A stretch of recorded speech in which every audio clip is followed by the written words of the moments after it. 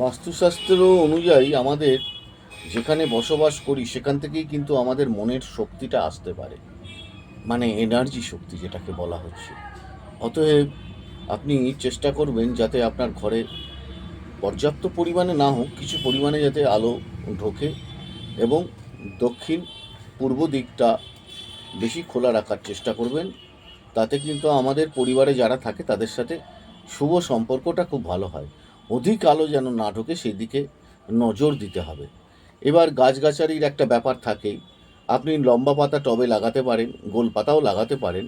তবে লম্বা পাতা বাস্তুশাস্ত্রের অনুযায়ী ঘরের বাইরে রাখা উচিত, এবং যদি আপনাকে রাখতে হয় তাহলে সেটা যেন পাত্রটা যেন গোল হয়, মনে রাখবেন।